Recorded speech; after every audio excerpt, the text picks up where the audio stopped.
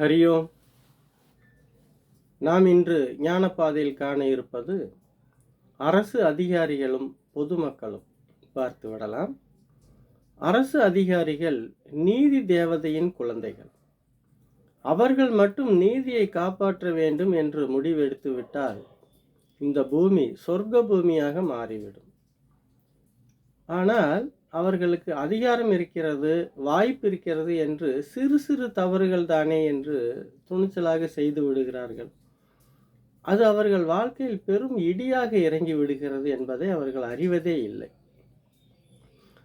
பொதுமக்களும் சரியாக நடந்து கொள்வதில்லை. பொதுமக்களும் நமக்கு காரியங்கள் நடக்க வேண்டும் என்பதற்காக உயர் அதிகாரிகள், உயர்ந்த நண்பர்கள், அரசியல்வாதிகள் போன்ற அனைவரையும் அழைத்து அவர்கள் காரியத்தை சாதித்து கொள்கிறார்கள்.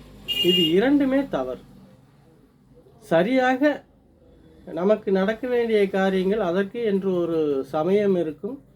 அதை பயன்படுத்தி முறையாக வாழ்ந்து கொண்டிருந்தால் இருவருக்குமே எந்த சிக்கலும் இருக்காது. ஆனால் நாம் என்ன செய்கின்றோம்? நமக்கு கிடைக்கும் வாய்ப்புகளை பயன்படுத்த வேண்டும் என்று முயற்சி செய்கின்றோம். வாழ்க்கையில் இந்த உலகில் எதுவுமே நிரந்தரமானது இல்லை.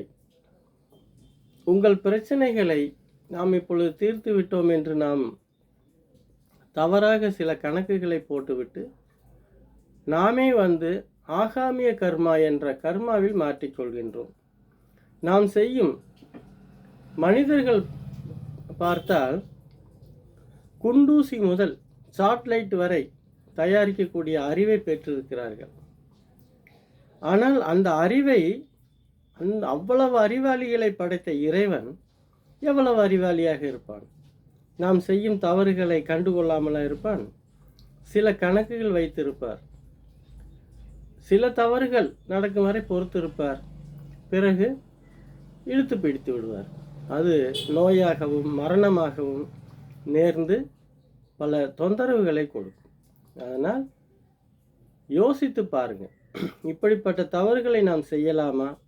இது அடுத்தவர்களுக்கு பாதிப்பை, எப்படிப்பட்ட பாதிப்புகள் எல்லாம் ஏற்படுத்தும் என்று உங்களுடைய அறிவை சமநிலைப்படுத்துங்கள். ஆசைக்கு இடம் கொடுத்தால் அதற்கு எல்லையே இருக்காது. அறிவுக்கு இடம் கொடுங்கள். அது ஒரு எல்லை கட்டுப்பாட்டுக்குள் உங்கள் வாழ்க்கையை மிக சிறப்பாக வாழ்வதற்கு வாழ்வாதாரமாக அமையும். சில சிக்கலை திறந்த வெளியில் சொல்வதால் பலருக்கும் மன கஷ்டங்கள் ஏற்படலாம். ஆனாலும் கொஞ்சம் யோசித்து பார்த்து தங்களை தாங்களே திருத்தி கொண்டால் வாழ்க்கை மிகவும் சிறப்பாக இருக்கும் என்பதற்காகத்தான் சொல்லிக் கொண்டிருக்கின்றோம். நன்றி. மீண்டும் நாளை சந்திப்போம். இந்த காணொளி உங்களுக்கு பிடித்திருந்தால் அடுத்தவருக்கும் பகிருங்கள். Art of feel Sai yoga என்று யூடியூப்பிலும் இருக்கிறது, பாருங்கள். அடுத்தவர்களுக்கும் சொல்லுங்கள். நன்மை உண்டாகட்டும். மீண்டும் நாளை சந்திப்போம்.